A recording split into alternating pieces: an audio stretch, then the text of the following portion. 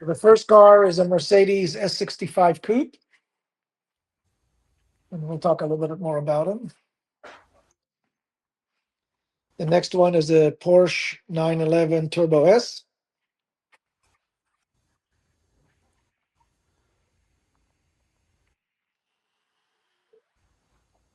You can see.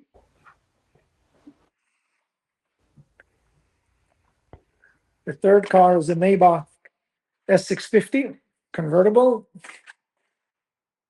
It's one of 300 in the world.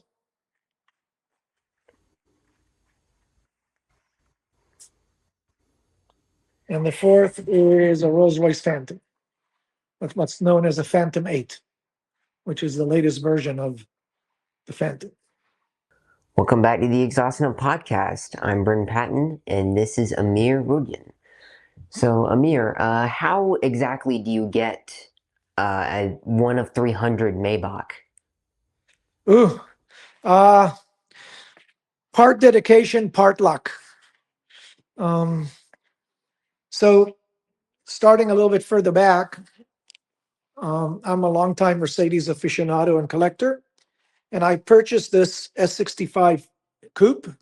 This is a 2019. It's the last year of the V12s, unless you're buying a sedan, which was available for one more year, and the new Maybach sedans still come in V12s. But the coupes, the convertibles, the SLs, the 19 was the last year, and I ordered this new. And I did European delivery. I went to Germany to the factory in Stuttgart and picked up the car, drove it 1,700 miles through Southern Europe, which is Germany, Switzerland, Austria, etc., and then had it shipped to us in the United States. So we really loved the car, and I figured I'll find a S65 convertible. And during my search, I found that Mercedes made only 1 year in 2017 300 Maybach convertibles. Of the 375 made it to the US in three colors, red, white, and blue. This is one of the blue ones. There's 25 of each color. And this was available on consignment at a dealer in Temecula, California, which is just north of San Diego. And this was the height of COVID. It sat there for about a year. And these kind of luxury cars at that time were simply not moving. So I was able to work out an amicable deal with the owner that the dealer was representing. And when I purchased the car, it was 2 years old and it had 720 miles on the odometer. It was basically a garage queen. It's got 5,000 miles on it right now. I take it to Cars and Coffee, car shows, drives, things of that nature. I think you saw it in one of the Mercedes Benz shows that I brought it there. So this was a car that in 2017, Maybach was just kind of becoming a name for Mercedes. And Mercedes has basically three versions. They have the standard Mercedes cars. They have AMGs, which are sportier versions of certain models. Like the coupe can come in an S550 and then or 560, and then it comes in an AMG version. And Maybach is an ultra luxury version of certain models.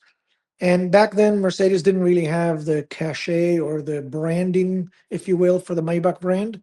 So they wanted to produce a car that they could show the world that can compete with Bentley and Rolls-Royce. At the time they launched it, it was stickered at 343,000. The Bentley with the W12 was stickered at about 360. The Bentley had obviously the branding and the name. The Maybach didn't, and this has a lot of Mercedes emblems on it, as you can see on the wheels and on the front grille.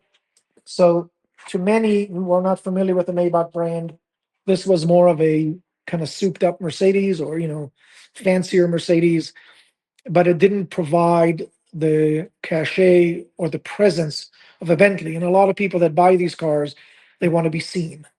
Technologically speaking, it was a much more advanced car than the Bentley in 2017, but obviously it didn't have, the standing, if you will. So they didn't sell that well. In my opinion, they were just overpriced because it's a fantastic car.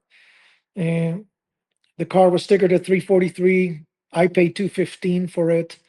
Today, this thing will sell at 250 without even blinking an eye. I think there's one for sale right now for 288. I think Bentleys from 2017 are probably in the 60, $80,000 range, just to give you some perspective. So this car is rare. It's one of 300, and it will hold its value. I don't have it here, but I have it stored, but it did come with luggage. Maybach, for those of you who don't know, if you can see here, oops. Maybach is known for their leatherworks. They do make saddlery. They make bags like Gucci and all these kind of guys, and you can just see that the leatherwork here is fantastic. You have a color palette, which is kind of this off-white main leather, and then the brown trim. And then if you look carefully, the seats have the same leather and the same brown trim in the piping. And the leather work here, it's kind of hard to show it on the camera, but it's just absolutely exquisite. And you can see on the door, they have all the stitching and everything to go with it. So, I mean, it's just absolutely beautiful. So that's kind of what they're known for. And this car has a lot of leather everywhere and, just beautifully, beautifully executed. And the color combination, especially in the sun, it's a metallic paint, just pops. Any questions on this car? What is one detail about the car that most people might not know? Um, I think it's somewhat of a sleeper car. Mercedes kind of does their cars in a way that when you drive down the road, they don't necessarily stand out as much. This is a V12. You can see on the side, there's no V12 anywhere. It's just a Maybach emblem. Everything here is very, very subtle. The idea is not to put it in your face, but to just kind of, those who know.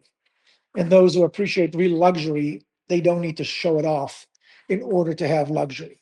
So basically, Mercedes doesn't want to put it in your face, if you will. So it's much more of a subtle car. And that is the plus and the minus of this particular car. Where, if you drive a Bentley, it says Bentley on it everywhere, and in the Bentley, emblems, and sometimes they have pretty loud colors. This you can see is pretty, subdued in that regard. So it's more geared towards classy and elegance than anything else. The underpinnings of this car are basically the same as this car.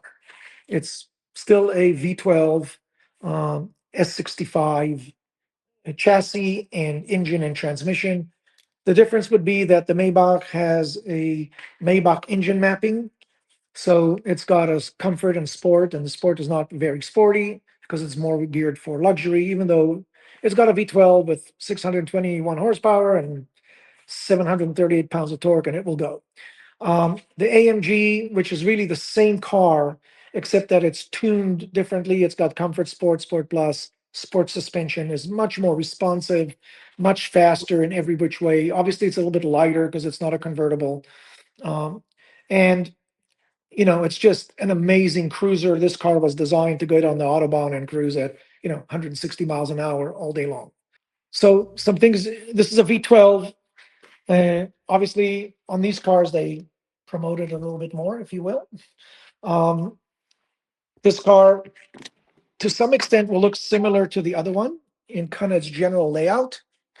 The way I configured this car is more towards a luxury. So you can see the steering wheel has the wood and the leather trim. I don't know if you can see it in the camera, but all the ceiling is leather instead of Alcantara. We have here Designo leather. I'll see if I can bring that into the camera. You can see that? Can you see it? Yeah. Yeah. So the car has got a lot of chrome on it. I think that makes it elegant and kind of contrasts the black. Black in itself is always elegant. And it even has the refrigerator option in the back. So you can access it through the center console in the rear seat. You can take it out. It's two screws and a plug. So if you want to put, bigger luggage in there, you can remove it and, have more space in the trunk. This is again a V12. AMG. If you want, I can show you the engine bays. They're kind of cool.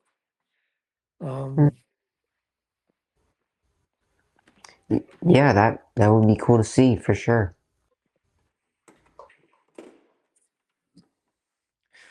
So this is a carbon fiber cover, more for looks than anything else. In tradition, AMG, it's a one engine, one man, and you got a signature there of Mikhail Osboy. Not so sure that's very German, but apparently he's the one who built the car, the engine. But other than that, you can see things here are pretty tight and very, very clean. This car has about 16,000 miles on it, and it is absolutely flawless. You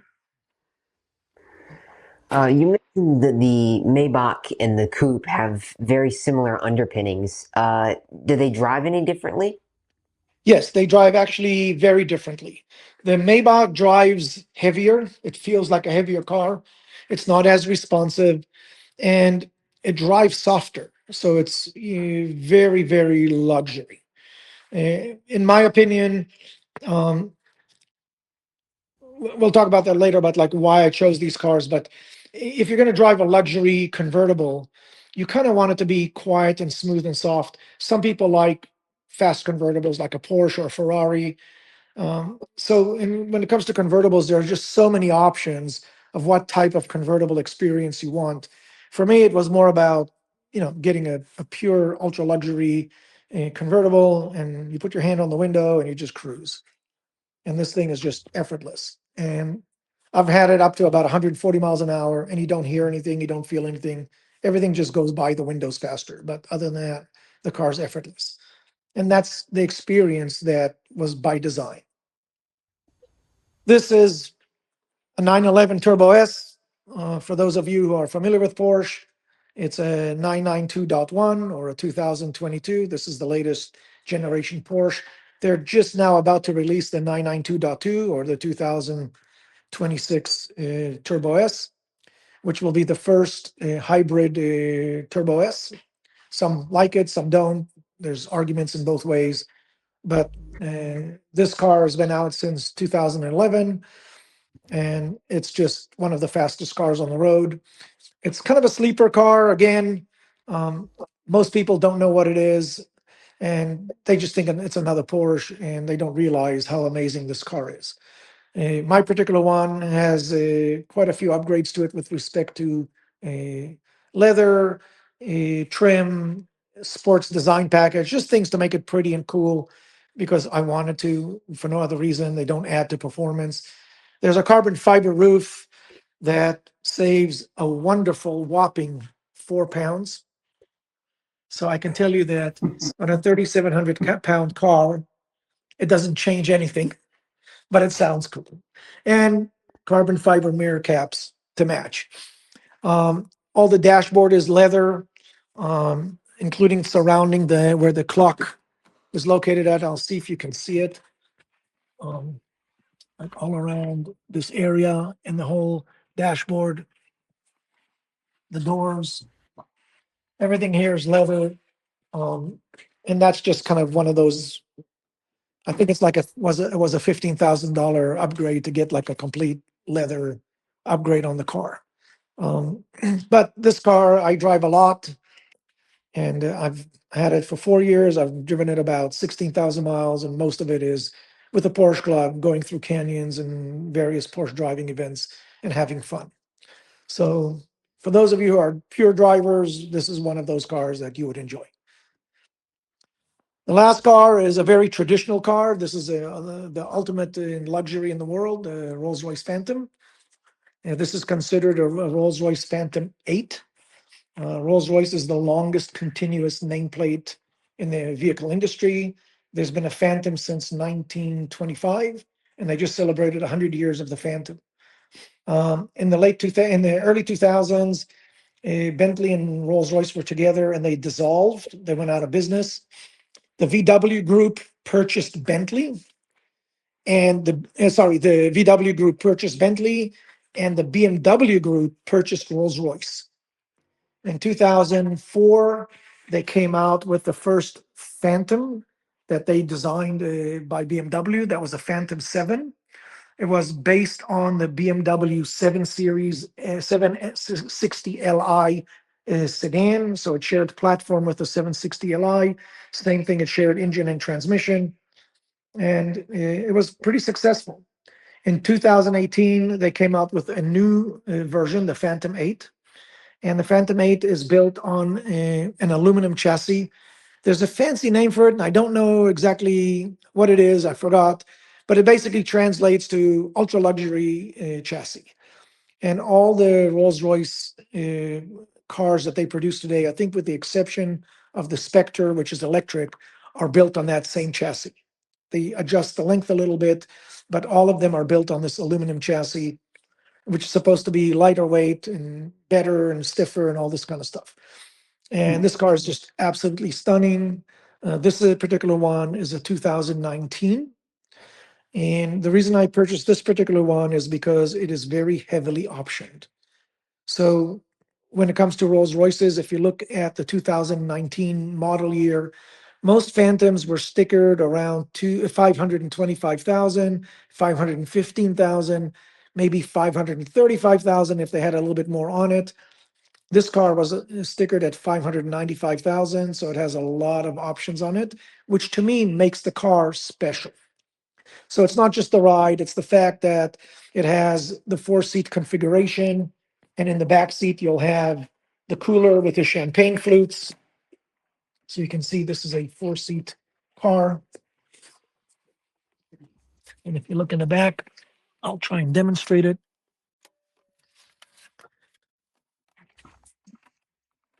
You have a place with your champagne flutes. It's kind of hard to see because they're clear. Um, there you go, crystal, of course. And then there's a place to put your champagne bottle in the back. Beers are not allowed. It's disrespectful to the brand. Just kidding. And of course, this car has triple color leather. So it's got gray, navy blue, and it has a light blue in the front. It has, the trays and the TVs on the backs of the seats. Of course, all the Phantoms now come with the starlights. It has the curtains on the sides and in the rear. When you come out of the car, I'll try and demonstrate it. There's a little mirror here if you can see it. So before you get out of the car, you can actually check your hair and make sure your hair is properly combed so you look good when you come out. And you can see the curtains here on the doors as well. Of course, you have to demonstrate the Rolls-Royce door, and it's self-closing. And there's a button inside to self-close it as well if you'd like. Here you can see the triple leather. So you have a light blue leather, a gray, and a navy. You can see it here as well. There's a light blue, a navy, and a gray. The dashboard on a Rolls-Royce Phantom is one solid piece glass end to end. And on the passenger side, they have what they call the gallery. And the gallery comes with 3 options. It's a place to put art. And there's basic art that comes with the car. There is upgraded art, which I believe this has the upgraded art. It's called sails. It's leather that's folded in a very particular pattern. And you can see here. And basically, I think that was like a $15,000 upgrade. It has the upgraded stereo for those who are familiar. And basically some other features that make it a much upgraded car. In addition, one of the nice things about this particular car, Rolls-Royce puts pinstripes on the car and they're all hand painted. If you actually run your finger on it, you can feel it. And that light blue matches the leather inside the car. And of course, it has the little white inserts in the wheels with a pinstripe on them as well, if you can see the blue pinstripe. So all these are options and none of them are cheap, but they kind of make the Rolls-Royce special. This car has a big V12, and it's super smooth, super quiet. 2 cameras in the front that scan the road and adjust the quality of the ride based on bumps or dips in the road. So it kind of pre-arms the suspension. From what I was told, this car has not only a ZF 8-speed transmission, but the ZF has a navigation unit, GPS inside the transmission, so it knows the roads you're on and it will adjust the transmission accordingly. I've not verified it, but that's what I've heard. Um, Pretty amazing. Obviously, when a car sells for $500,000, you have enough money in there to do things that in other cars you just can't do. The quality, the fit and finish is just above and beyond. Let me pop the hood here. Of course, the best part is this lovely little spirit of ecstasy, and she's beautiful. Does the Rolls-Royce drive much differently than the Maybach? Yes. So first of all, this Phantom doesn't look it, but it is 1 inch longer than a Suburban, full-size Suburban, and it is 2 inches narrower. So basically, you're driving a Suburban, a car that's the size of a Chevy Suburban. It does have four-wheel steering, so it helps, in tight turns. The rear wheels will turn in, I believe, 3 degrees. You can see here the car has 13,000 miles on it, and it is absolutely spotless. And the car obviously is under what's called a provenance program, which is Rolls-Royce fancy term for CPO or certified pre-owned. In the Rolls-Royce provenance program, the car's under warranty. The program includes all the maintenance, and the only thing you pay for is tires. So they want to encourage people to come in and bring the cars in for service.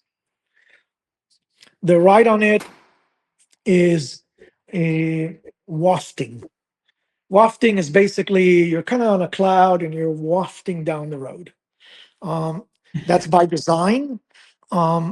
So is it a great handling car? It will tighten up if you kind of push it, but not by much. It's not designed to be pushed in the curves. It's not a dog. It will actually go. It will surprise you. But at the end of the day, it's a Rolls-Royce Phantom, and it's designed for ultimate luxury. And doesn't matter what the road conditions are outside. You don't really hear or feel anything. It's just smooth. There's one thing that I personally don't like about the car. It's hard to find something, but there is one, and that is the steering calibration. They calibrated the steering very, very light. And what that means is you can turn the wheel with one finger. However, it speeds, unlike most cars where the wheel gets stiffer, so you can get better feel for the road. In the Phantom, it does not. So, especially here where I'm at in North Carolina, there are a lot of single lane roads and they're not the widest. And you're driving a pretty big car and it has very little on center feel to it. So you got to pay a little bit more attention to the road. But other than that, which is not a big deal, there's really nothing I can say that I don't like about the car. It's just absolutely amazing. And this is the one car that I do have that will attract a lot of attention. And people will give me thumbs up and ask me, who I am and all this kind of stuff. So for those of you who don't know who I am, I'm no one. I'm just a happy-go-lucky guy. Started my own business when I was 24 years old, did pretty well, and had the opportunity and the privilege to own some pretty amazing cars and fulfill a dream. Amir and I had a great time talking, so there'll be a part 2 to this episode coming out in the following weeks. Stay tuned.